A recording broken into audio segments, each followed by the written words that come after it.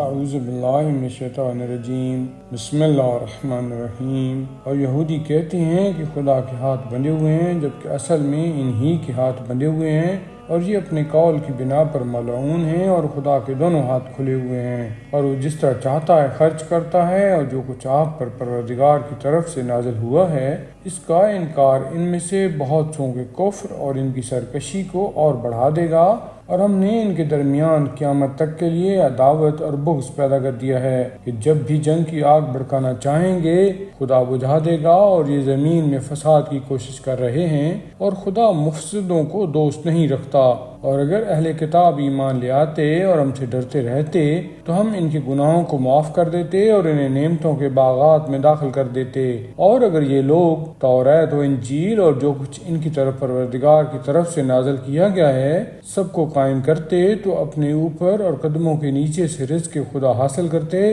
ان میں سے ایک قوم میانہ رو ہے اور زیادہ حصہ لوگ بدترین اعمال انجام دے رہے ہیں۔ اے پیغمبر، آپ اس حکم کو پہنچا دیں جو آپ کے پروردگار کی طرف سے نازل کیا گیا ہے، اور اگر آپ نے یہ نہ کیا تو گویا اس کے پیغام کو نہیں پہنچایا، اور خدا آپ کو لوگوں کے شر سے محفوظ رکھے گا کہ اللہ کافروں کی ہدایت نہیں کرتا ہے۔ کہہ دیجئے کہ اے اہل کتاب، تمہارا کوئی مذہب نہیں ہے جب تک توریت و انجیل اور جو کچھ پروردگار کی طرف سے نازل ہوا ہے اسے قائم نہ کرو، اور جو کچھ آپ کے پاس پروردگار کی طرف سے نازل ہوا ہے وہ ان کی کثیر تعداد کی سرکشی اور کفر میں اضافہ کر دے گا، تو آپ کافروں کے حال پر رنجیدہ نہ ہوں۔ بے شک جو لوگ صاحب ایمان ہیں، یہ یہودی اور ستارہ پرست اور عیسائی ہیں، ان میں سے جو بھی اللہ اور آخرت پر واقعی ایمان لائے گا اور عمل صالح کرے گا اس کے لیے نہ خوف ہے اور نہ اسے حزن ہوگا۔ ہم نے بنی اسرائیل سے عہد لیا ہے،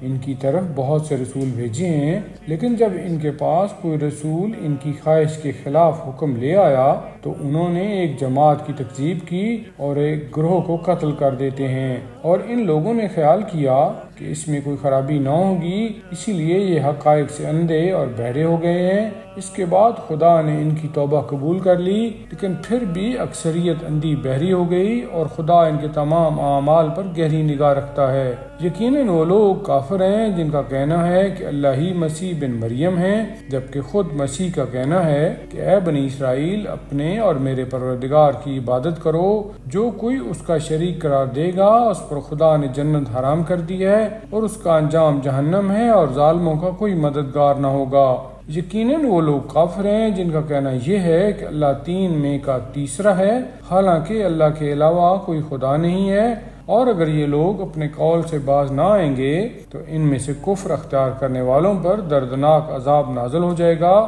یہ لوگ خدا کی بارگاہ میں توبہ اور استغفار کیوں نہیں کرتے جبکہ اللہ بہت بخشنے والا اور مہربان ہے۔ مسیح بن مریم کچھ نہیں ہے، صرف ہمارے رسول ہیں جن سے پہلے بہت سے رسول گزر چکے ہیں، اور ان کی ماں صدیقہ تھیں اور وہ دونوں کھانا کھایا کرتے تھے۔ دیکھو ہم اپنی نشانیوں کو کس طرح واضح کر کے بیان کرتے ہیں، اور پھر دیکھو کہ یہ لوگ کس طرح بہکے جا رہے ہیں۔ پیغمبر، آپ ان سے کہیے کہ کیا تم اللہ کو چھوڑ کر ان کی عبادت کرتے ہو جو تمہارے لیے نفع اور نقصان کے مالک بھی نہیں ہیں، اور خدا سننے والا بھی ہے اور جاننے والا بھی ہے۔ پیغمبر، آپ کہہ دیجئے کہ اے اہل کتاب، اپنے دین میں ناحق غلو سے کام نہ لو، اور اس قوم کی خواہشات کا اتباع نہ کرو جو پہلے سے گمراہ ہو چکی ہے اور بہت سے لوگوں کو گمراہ بھی کر چکی ہے اور سیدھے راستہ سے بہک چکی ہے۔ بنی اسرائیل میں سے کفر اختیار کرنے والوں پر جناب داؤد اور جناب عیسیٰ کی زبان سے لعنت کی جا چکی ہے